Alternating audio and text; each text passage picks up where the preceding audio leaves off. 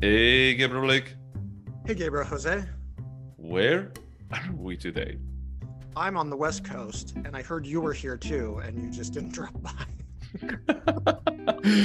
Well, the West Coast is pretty wide and long, let's just say. So, yeah, being in Washington and being in NorCal is like they're fairly different places. Let's just be honest. But yeah, I was there, and I just in Washington for work in Washington State, and now I'm back in Chicago where we are having days with 75 Fahrenheit degrees, and the next day 25 with snow. So not a single moment of boredom. We're just at like a constant 59 here, and and I shit you not, a new atmospheric river starts tomorrow. How many atmospheric rivers do you guys have? It's been a lot. I don't ever remember this much rain in my 12 years in San Francisco. Oh, I was going to say that when I moved there, like, I don't know if it was like in March after moving there, I remember like the whole month, like raining non-stop, but every single day.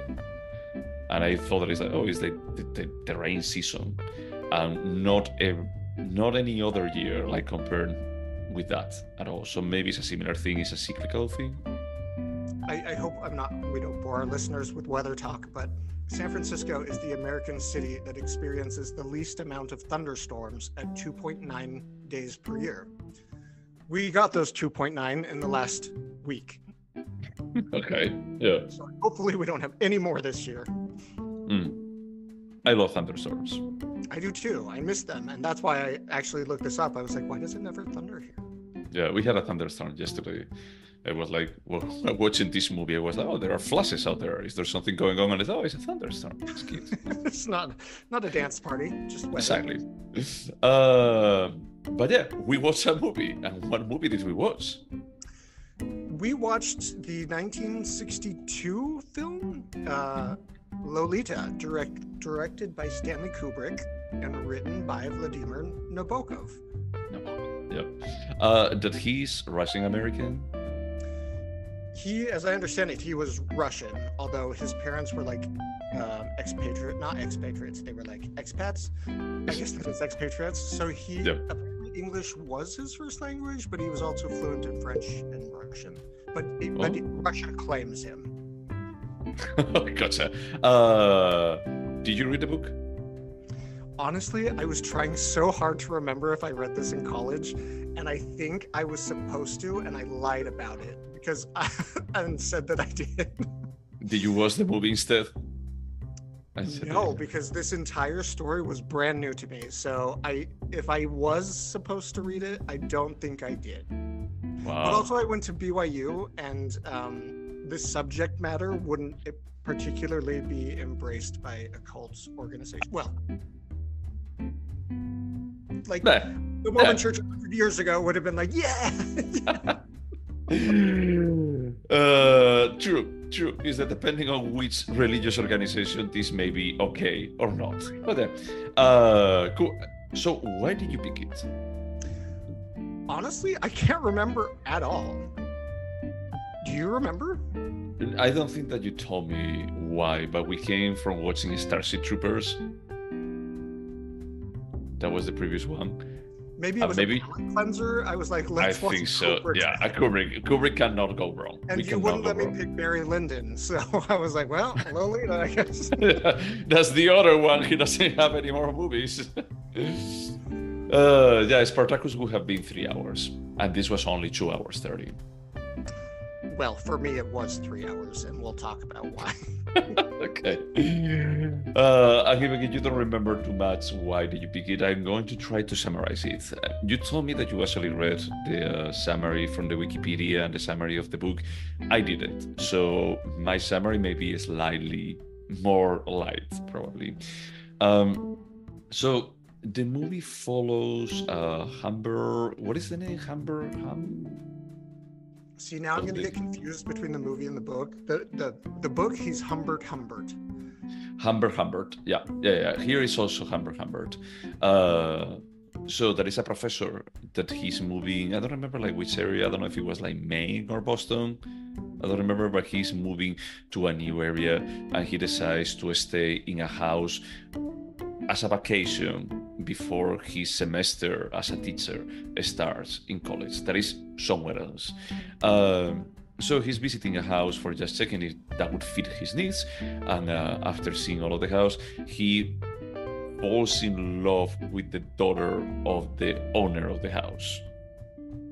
And that's like the deciding factor for him to actually stay in there. So from...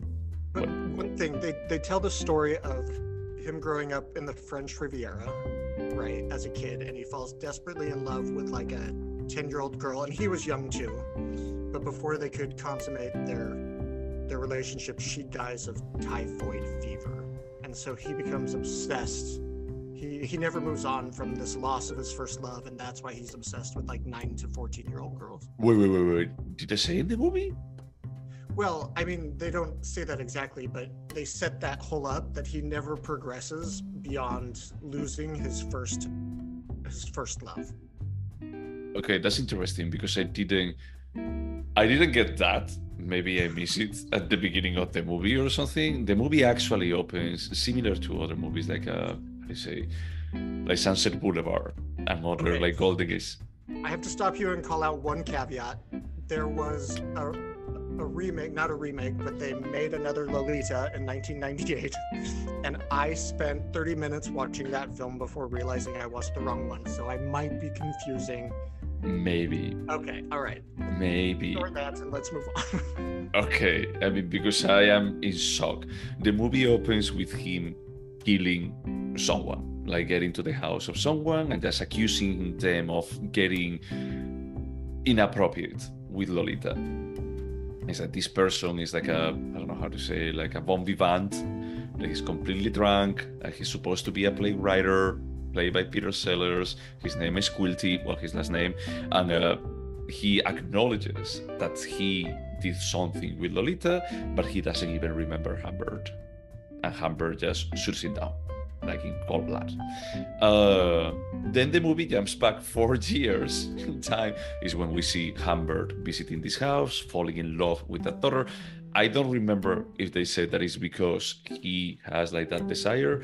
Is that they play with a bit of a platonic love. It's clear that he has some kind of sexual desire for her, but also at the same time, he doesn't try to make a move on her.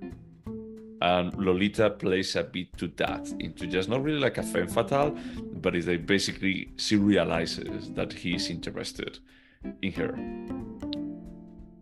So the story progresses. The owner of the house owner, I don't know how to call it, the landlady, is that she has a very, very big crush in Humbert, and she tries to actually make a move, but Humbert is like way more interested in Lolita and zero interest in her. She's a widow woman, and she's just looking for some solace on someone else. She's also a sloppy drunk. Yeah, sure. Yeah, also. So at some point, after being rejected by Humbert, she decides, Charlotte, I think that was the name of the landlady, she decides to send Lolita to a camp for the rest of the summer, for all of the time until Humbert comes back. Camp Climax for girls. That's true, Climax. Definitely. That's not too appropriate of a name for a camp, even if it's only for girls. And then, let's say, she sends a letter, she leaves a letter to Humbert telling him that is hey, I'm completely madly in love with you. I want you to leave. If you stay, I will assume that you are corresponding my feelings. And he decides to stay. Why not? You know. But not because he likes her, he's like, I want to be Lolita's stepdad. Yeah, I want to be close to Lolita.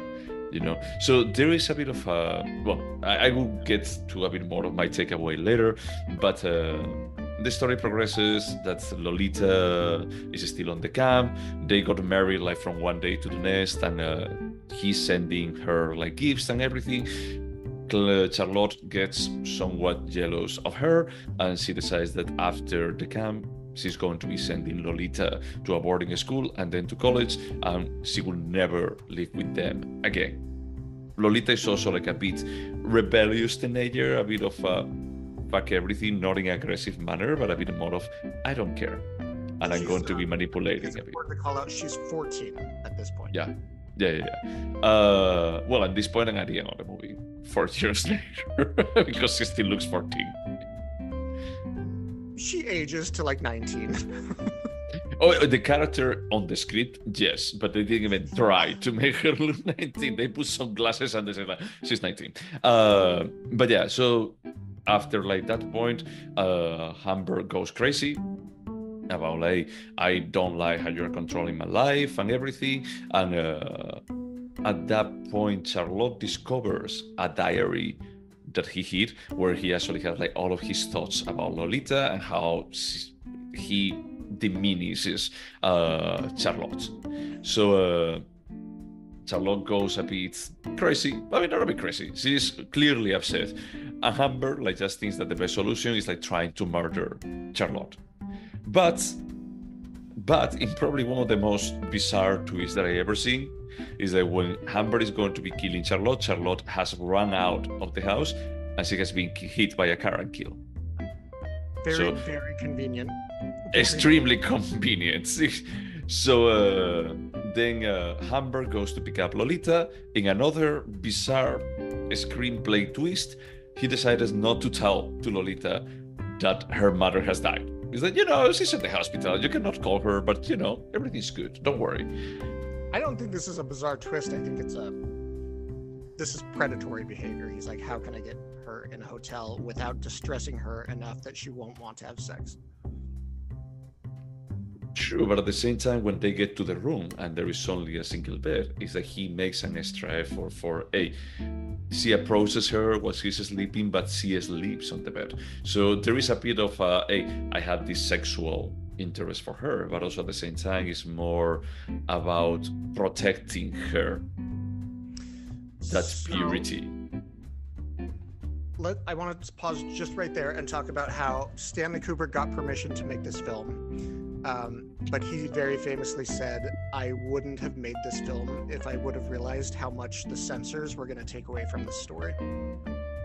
Okay. So in that scene, he drugged her to rape her in her sleep. But when he came back to the room, he hadn't given her enough, so she was coming in and out of sleep. So when he goes to get in bed with her and she wakes up, that's when he's like, oh, I have to sleep on the cot. Oh, okay. Then I understand more of the predatory. Yeah, there's no caretaker. There's no like love here. Okay.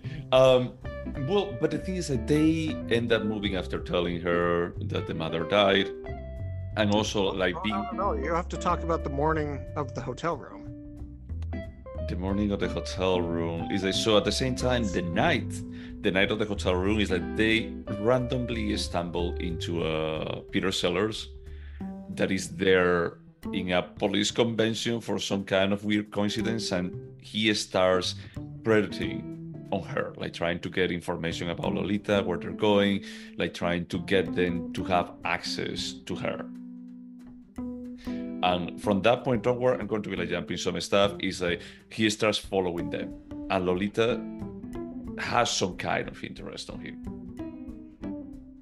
Albeit not display. There is a bit of a gaslighting. Enough that they have sex in that hotel room, and they both agree to it in the morning. Yeah, but they're not saying like 100% explicit. There is a bit of a whispering, and they just cut to something else. And then there is an insinuation later about like, hey, I don't think that the police would want to know what we did. But there's a undoubtable illusion. Like that's what Stanley Kubrick wanted us to understand. Yeah. But it's a bit more about like, dude, is like if these two people were like spending this amount of time together, and there has been like this kind of innuendo, it felt like very, I don't know how to say this, but very lazy, not giving like the step. It may be because of the censorship, as you said. Yeah. But at the end, it ended up with something that I was like, look, I don't know if it's because the screenplay is bad, or because there is like nothing in here, and truly is like this guy is trying to protect her against the world because she has this desire of just being like a father, an overprotective father, of doing everything for her. In that book, on the entire road trip, he buys her things for sexual favors nonstop. Okay.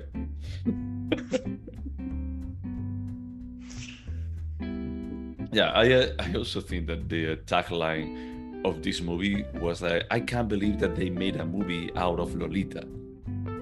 But they didn't really. They just didn't. Yeah, because whatever, oh my god, this is going to be like super heavy or whatever. It's like, no, this feels like a dark comedy gone wrong. Except like a comedy for the first half, and then it was just no comedy. Weirdness. Yeah. But yeah, they go back home and then they decide to just move to where he's going to be teaching. Lolita like integrates herself with the school, but Amber becomes more and more jealous about her interacting like with kids. Then there is also an interaction with a psychologist that is Peter Sellers again, that he's hunting them down, and is like trying to convince Amber that there is like some kind of problem with Lolita because she's not exposed to sex as much as she should. Is like Amber doesn't do anything at that point, but also Lolita starts rehearsing for a theater play, and without Amber knowing, is that Lolita is actually having an affair with the psychologist, the playwright, all of them are the same person, that is Peter Sellers. And finally at that point is, well, Amber doesn't know that at that point, but he decides to like, hey, let's just escape.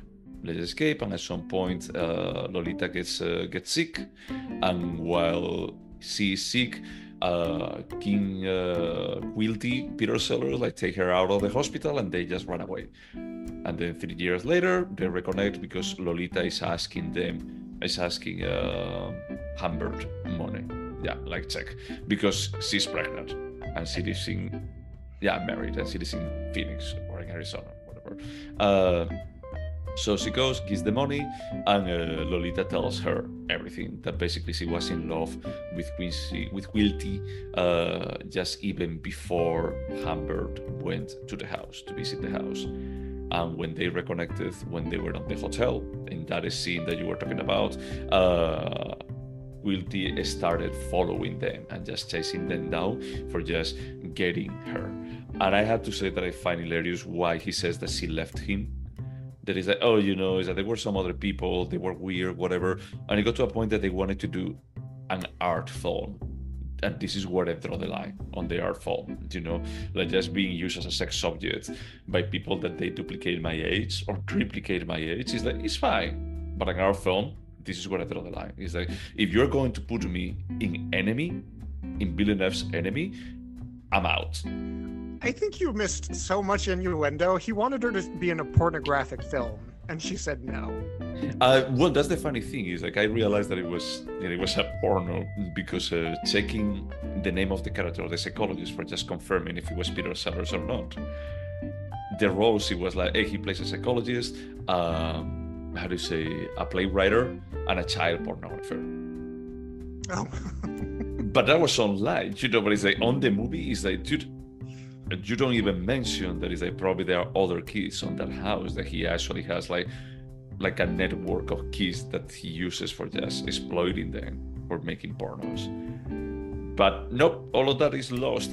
And I had to say is that with all of that being lost, why the fuck do you do the movie? Is that because it's beyond flat? Is that this is mediocre? I would need to look into it, but I think that he made the movie and then they cut out the stuff that he made. And if that's the case, maybe there's a director's cut if it's not lost? I don't think so, dude. I think that probably there were like some reshootings and just for some re-recordings on some parts for just like making it less explicit. Yeah, I agree. Are you done with the synopsis? Yeah, I don't think that there is anything else to be mentioned. Yeah, so I don't understand the interest that Kubrick had in this film. Well, I can understand the interest he had in the book, but if he knew that this is the movie, if this is the script Nabokov gave him, I don't understand why you would say that, or why you would want to shoot this film. I think that, for example, the version that you were saying about like, hey, if you actually have like a strong script like from this movie and then censorship came in and they just mangle everything, I could see Kubrick interested in adapting it. You know, it's a bit edgy. It's a bit of a noir story. It's like, okay, this teenager sex and the predatory behavior is like, okay, that's not very golden age Hollywood. But the rest of the stuff I was feeling, in the beginning I was feeling, oh, this could be almost like a Billy Wilder movie. I was feeling about like Double Indemnity or Sunset Boulevard, that it starts with like tragedy because of something that happened and then unraveling it. I felt, oh, this is like pretty classical noir format. But then when I started seeing that, it's like, no, this is more of a comedy. And then you put on top of that, you cast Peter Sellers, that a part of me just thinks that Stanley Kubrick and Peter Sellers were friends because they repeated in Doctor Strangelove. I just felt it's like, I cannot take this movie seriously. If this movie was supposed to be like a serious noir or a drama or something a bit more shocking, it's lost. When I watched it, I thought Doctor Strangelove was actually released beforehand, and I thought, oh God, they're just trying to replicate the success of Doctor Strangelove. But then I found out it was the opposite, and I'm like, oh, this is like figuring out how he's going to use Peter Sellers in the future. Do you like Doctor Strangelove?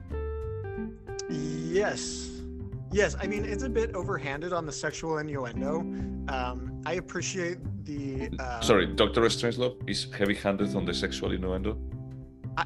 The film ends with a train just running into a hole.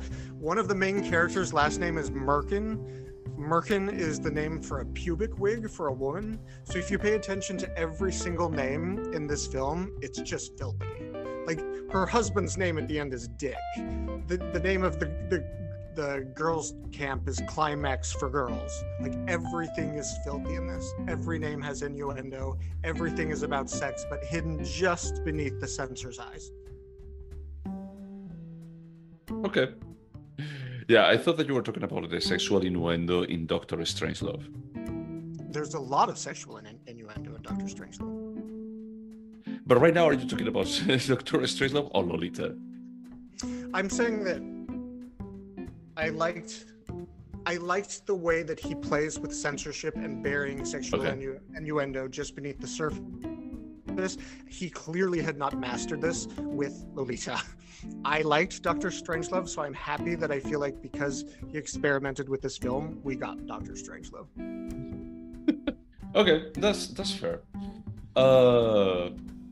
So comparing the two Lolitas that you saw, how do they actually play out? So the tone of the Kubrick's version is very like black comedy. They're like making fun of Humbert's attraction to a child, making fun of basically everybody, his Lolita's mom, honestly treating pedophilia as a joke, which as a product of his time is one thing, as something that exists in 2024 is very, very different.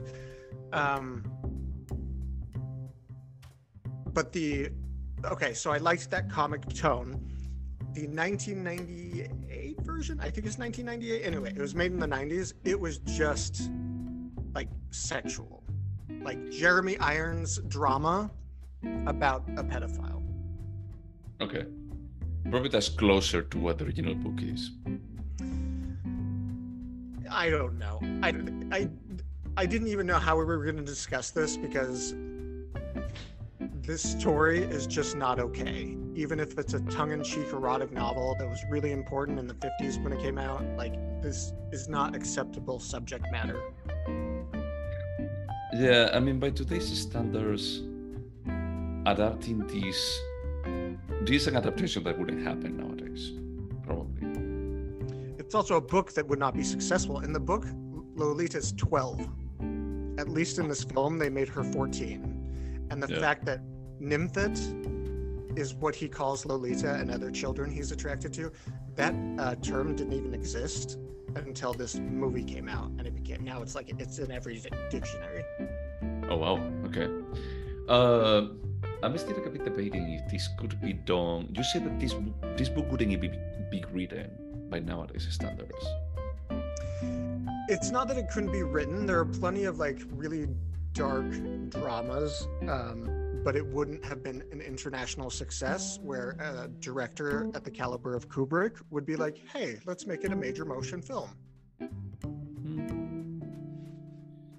That's fair. I mean, I haven't read the book, you know, but like the tone of the movie doesn't let me make an assessment, you know. Definitely, I don't think that anyone will write a half comedy, half drama book about a child molester. Again, I haven't read the read the book, but from what I read on Wikipedia about the book, apparently the entire novel is very ironic and funny and humorous. And I think Kubrick, I don't know if it was his fault or the censor's fault, this movie was all over the place. Was I supposed to laugh? Was I supposed to be horrified? That Kubrick was implying that she was kind of the one taking advantage of an old man, because that's exactly something Predator says. Oh, she wanted it. No, dude, she was 12. She didn't want it.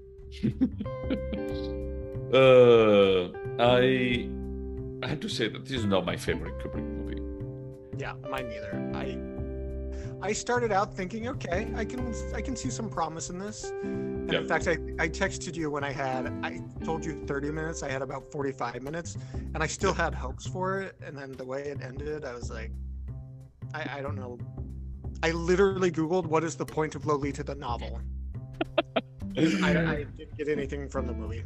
Yeah, I mean, look, how it started, I just felt like, before it got like predatory, I was thinking, oh, who wrote this script? Because it feels like a very golden age of Hollywood kind of a script, you know, that is like a melodrama with a noir. And I thought, oh, you know, maybe even like someone that I know like wrote part of the script. And it was like, no, it wasn't. And it's like, as the movie progressed, I just felt like, oh, I feel like this movie has like the worst of both worlds, of trying to be edgy, but also like trying to be a melodrama from the golden age of Hollywood, and then all the censorship. So when I was reading the Wikipedia plot of the novel, there were so many interesting things. Like, apparently it opens with a prologue. Oh my gosh. Prologue, yeah. Forward. And it says, hey, Humbert is dead. He died from heart failure, waiting to be on trial for the murder of Quincy. And Lolita died in childbirth on Christmas Day. And then the rest of the book are the memoirs of Humbert. And so there's this entire narrative device where it's an unreliable narrator. And we don't know, we're hearing the words from a predator. And I think that makes the story super interesting. And all of that is just stripped away in this film. Like, it's just gone. And there's not much left of interest, I think. Yeah. Well, I mean, he writes on the diary, and there is a bit of a narration on his writing, but it's not the only mechanism. I would say that is not anything that progresses the story. It's more for just showing what type of character he is or how he's feeling. Are there any scenes in the film without Humbert? I don't think there are. I didn't realize that until just now. Let me just think. Probably there may be, but very, very brief. You know, like when we see like Quincy at the hotel. Yeah, that one. When we see like like Peter Sellers at the hotel, like just talking with the concierge before they arrive. Oh, that he's with his the clearly trans girlfriend, right? Potentially trans, I don't even know. You know, it was a bit more like, yeah, they were the 60s. They really had an aesthetic that they found cool that they had to use. Yeah, I don't know. You know how much, well, we both love Kubrick. And this, I definitely know the answer to the question about whether I'll watch it again. I'm not going to say it right now. But the thing is, I started like just checking a bit what he did. You know, is like before this, I was thinking that is like even Full Metal Jacket. That is probably the one that I like the least. I was feeling like, you know, it's still a pretty well-made movie. It's still like between like how to say, a sea of magnificent movies. Is that this is not terrible. It's just like it's just in comparison with the other ones. This one just made me think, it's like what other stuff did he is everything good, or is like am I under the impression that everything is good and there are other turds around this? You know, because I was thinking like going back is that Ice White Shot, Full Metal Jacket, The Shining, Barry Lyndon, A Clockwork Orange, 2001, and then we go to black and white, Doctor Strangelove, Lolita, Spartacus, Paths of Glory, The Killing, Killer's Kiss, and Fear and Desire. I mean, it's been a while since I've seen The Killing, and I remember it being much better than this. Yeah, I remember watching it like a long time ago, and yeah, I remember like just liking it. But after everything you just listed, now I've seen everything. I haven't seen Spartacus or Barry Lyndon. Those are the only two I haven't seen. And everything else is good to great to excellent. Yeah. What I would say that I find fascinating is that this is a guy that until Lolita, he feels like very classic Hollywood director. And then I feel like Doctor Strangelove is like a transition into, I can be like more avant-garde inside of this. And then he went into 2001. That is like he's even modernist by today's standards. It's like the opposite of what directors have to do now. They can be very avant-garde and have a lot of style, but then as they mature, they go into typical Hollywood, like our poor Steve McQueen. Yep, exactly. And I feel like when I was checking everything, it's interesting because I really appreciate and love everything from Doctor Strangelove onwards. But everything before, I had the feeling that it's more conventional, Is like The Killing, I remember like being conventional. I remember watching Spartacus and it was like one more Roman movie. Would you recommend I watch Spartacus? I don't think so, dude. I think that it was like 3 hours and a half. Well, I'm not saying we have to do it now, but if we agree there's a division like pre-Doctor Strangelove and post-Doctor Strangelove, now we have to watch Barry Lyndon. We have to. Yes. The only one we haven't seen. Yes, I agree. I was thinking that is like what I was saying, that is like this is going to backfire, but yes, I agree that we should just watch it and just close the whole. I own the Blu-ray box set of Kubrick, and it's only post to Doctor Strangelove. There's nothing before it. So I have like a box set, and funny enough, it only has 2001, A Clockwork Orange, and The Shining. It doesn't have Barry Lyndon or the others. I know mine has Barry Lyndon because it has sat on my shelf for 15 years at this point, and I'm like, I need to watch that movie. I need to watch that movie. I think that I don't know if I told you that one day I was like with some friends back in college, and we said, we should watch a movie, and we're saying, it's like, I had this one, Barry Lyndon, and it's like, it sounds familiar. It's like, it's from Kubrick. It's like, wow, the director of 2001, Clockwork Orange, so it has to be amazing. We watched 15 minutes, and we were like, this is different. It's not bad, but it's different like from the movie. Period piece, right? Yes. A war period piece. I don't remember if it was like war or it was like even pre-war. No, it was war. Probably. Yeah, those are two strikes against it. That's two of the reasons I haven't watched it at this point. Yeah, so for us it was like 15 minutes, and we were like, no, this is not the type of movie that we're looking for right now. That's fair. Some other day. But bravo to Kubrick for actually being able to jump from one genre to another, and different like periods and everything. Bravo for him. It's like Robert Altman. He made like really good contemporary pieces, and then all of a sudden he did Downton Abbey? No, not Downton Abbey. Gosford Park. Fuck you for saying that. Well, it's a sequel, remake, whatever you want to call it, but dude, it's the same thing. Yeah. Alright, so you got any questions? Yes, because this movie was not interesting enough to talk about for longer. Would you watch it again? So the answer is no. You can write down no, but honestly, if I was on a plane and bored, I might put it on and fall asleep too. It's not so bad that I would be like, no, I'm not watching it. But I'm going to go with no, and I would actually say, like, if I were on a plane, I would expect that something called Lolita, from what I understood that the book was about, it would be the type of movie that I would never watch in public. Never. But I mean, John Wick 4, Flying on United, is going to be way more offensive than Lolita. Than this Lolita? Yes, I agree with you. But it's having more about like, this is misleading advertising. Honestly, as I was reading all the Wikipedia stuff today, I was like, I think I want to read the book. I want to see what the fuss is about. And then I was like, I can't read this in public. What will people read? That's fair. So, no, I wouldn't watch it again. I think that one was enough. Would you recommend it? Honestly, no. I can't think of a reason I would, a situation I would. Yeah. You want to see a dark comedy about a pedophile? What's Happiness? I've got 5 Todd Solondz films for you. I was telling you about like the flash sale. One movie that I was looking for, it was Happiness, and they don't have it. I was looking for Life During Wartime. They have it, no? Yeah. I don't know. I was going through like their numbers one and got to 600. Oh, gotcha. No.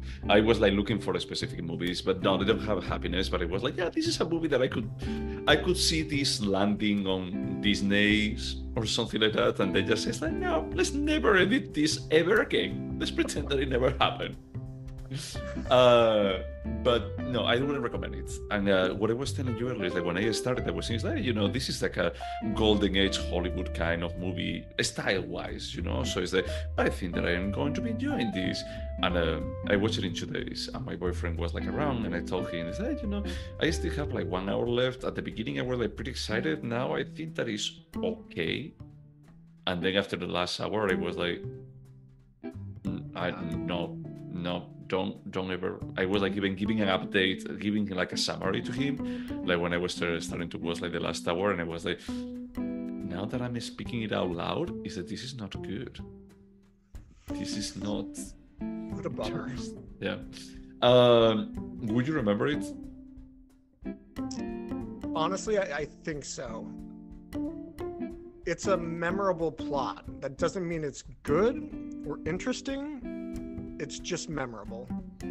I think I'm going to go with no, because I think that what I'm going to remember is like the idea of, hey, this is an open predator, like for this kid, and he's going to be abusing of her, and this is going to be like running with other abuser, running away with another abuser.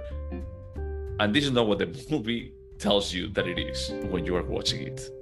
It may be like what it tried to infer, but it's not what happens on the movie. So from that perspective, I'm going to go with no. Is that my memory is going to be more like the idea that I had about the book and not what happens in the movie. Is it a timeless piece? This is a difficult question to answer. I'm going to say no, because when this came out, 70 years ago, people talked about this book and this film for 50, 60, 70 years, and now it just seems so wrong, out of place, like it shouldn't exist, that we shouldn't be talking. I'm not judging us, but it's like, no, this is from another time that just doesn't resonate with our time anymore. Not that there aren't pedophiles, it's just not like entertainment for us. No, yeah, how they are displayed on the screen, I think that's like the problem. And probably like in the book, about like there is no like probably condemnation or judgment around them, and they are even displayed, as you were saying, is like maybe with the narrative of, hey, Lolita is the one that is pulling the threads, and it's like, yeah, no, this is just bro. Yeah. And what you say about like in the book, they say openly that she died in Christmas during giving birth. Yeah, they don't say that in the movie. That it almost says that is, yeah, they only say that he died, but it almost says that it's like, hey, she also got her punishment. I didn't even think about that. I like this lesson. I like everything about this lesson. So yeah, for me, this is not timeless. Even like the way that it was done, like getting Peter Sellers there with 4 roles, I was like, dude, for Doctor Strangelove, that is an absurd comedy, that's okay. For this, it's not. And it makes me feel revolted. Is there anything artistic about it? Was it? Oh no. No. As the credits were playing for the 1998 version, I was like, Ennio Morricone, you made the music for this? I was gonna call out the music. The music from the 62 version is not good. No, I wouldn't say there's anything in particular. Well, I will say that the actress who plays Lolita, I was very impressed with her. I thought she did a really good job. So yes, her performance impressed me. Okay, I'm going to go with no. I debated with the daughter, and Lolita, she spends like the last, I don't know, half of the movie only saying 6 sentences, probably. I love when Humphrey goes to visit her and she's pregnant and she bends over to pick something up and she pretends to be like, oh, I won't be able to do that in a month. And I was like, you are 14. Nobody is believing any of this. This is what I was saying. That is that they just put like a dress, matronly shirt on, and that's a matter of the shirt. They put a pillow. It's not even like a prosthetic or anything. It's a pillow and glasses. And glasses, because she's 19 at this point, right? So she needs glasses. Oh no, 17. Yeah. Anyway, she's in her late teens, so she's old. Yeah. So it was like for me that was like pretty disappointing. I was like trying to find that is a Kubrick is the kind of director that he has an obsession to detail, and I just felt that it's like it wasn't that detail. I was like expecting to see like a lot of small details like in the background or the lights that it gives me like a full picture of the character, and I felt it's like, dude, this is hoarders in their house, like both Peter Sellers and Humbert. When they actually moved to that house, is that they're hoarders. There is nothing here, and you don't even give me like a justification about like why they are like that. You don't want to paint like a full picture of this. So I just felt like the screenplay was terrible. The acting, I didn't like Lolita. I'm sorry. There are a couple of sentences that I was making fun with John, with my boyfriend. We were like just talking, and I was like repeating exactly with the same intonation, and I was like, this is the first take that it is. Or maybe it was like after 10 takes, Kubrick gave up into just like trying to get more. That I'm astonished, because this guy was obsessed into just getting like the perfect takes, and I think that maybe he was not feeling it and he wanted to get done with the project. But in fairness to him, he was growing as a filmmaker. Like nobody like starts their career doing Eyes Wide Shut, right? Fair, or deciding. That's fair. But maybe we should watch. Dude, what was that? The Shining is a good movie. No, I was laughing because Eyes Wide Shut is one of my favorites of Kubrick, and it's nobody else's favorite. That's why I was laughing at myself, not you. Oh, that's it. I think that Eyes Wide Shut is really, really good. But I'm curious to see if there is more perfection in previous films. I barely remember anything of Spartacus. I watched it like 30 years ago, probably. But The Killing probably was it like 25 years ago. And I remember liking it, but I didn't have like that objective of checking is that, is he obsessive about being perfect or not, or just playing by the book. There may be like a difference after Dr. Strangelove when we get into the late 60s and 70s. Is that when he can go crazy with those movies. So for me, this was like so standard, so middle of the road, that I didn't find anything that it just caught my eye for saying, like, that's artistic.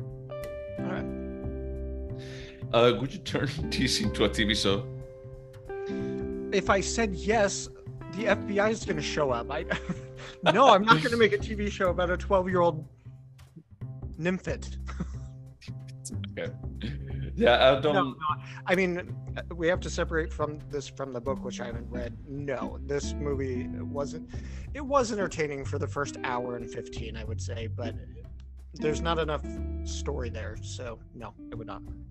Okay, I wouldn't do it. Usually, like the criteria that I use for this, or that we discuss even, is that would I want to spend more time in this world? And if it's a world with Peter Sellers playing half of the cast, it's a world that I want to stay the fuck away from. I was just gonna say, if they turn this into a TV show, we would have to watch Peter Sellers in a new character every episode, and I'm not down for that. No. I'm sorry. I mean, and it's something that I always wondered about Peter Sellers. Like, he's even in Doctor Strangelove. I just feel it's like, okay, it's a bit over the top. I can roll with it. The characters are very different, but all of them are crazy. But on this one, I just felt it's like, why is he so? Why was he so popular? What I appreciate about Doctor Strangelove is that Peter Sellers played 3 different characters, and most of us didn't realize the first time watching it. In this film, he plays the same character who imitates like 4 people in the movie. And I was like, so they realized this wasn't good enough. They're like, no, wait, we'll have the same actor, but play different characters.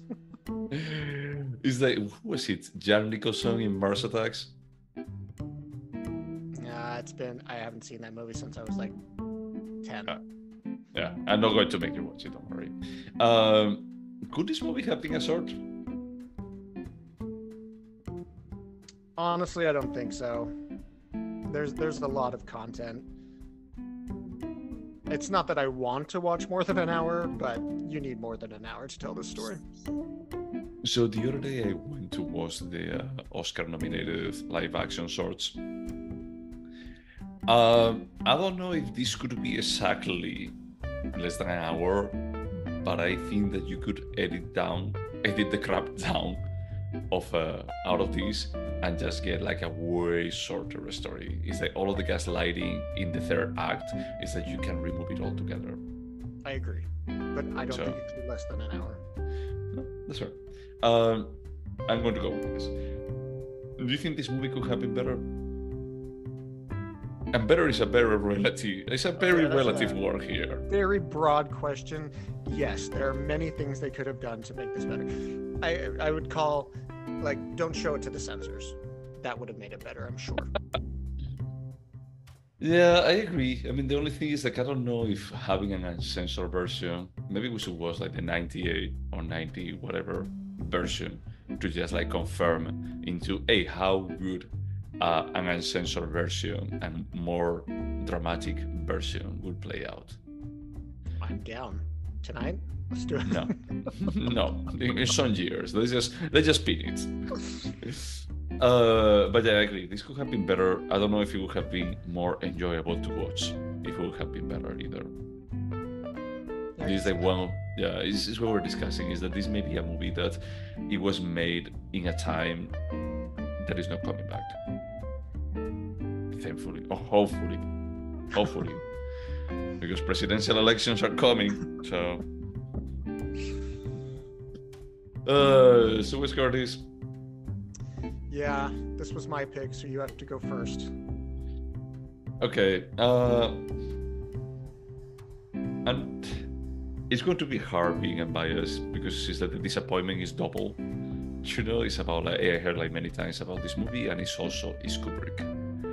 So I was expecting way much more. It could be incorrect like for the time and not have aged well, like Gone with the Wind.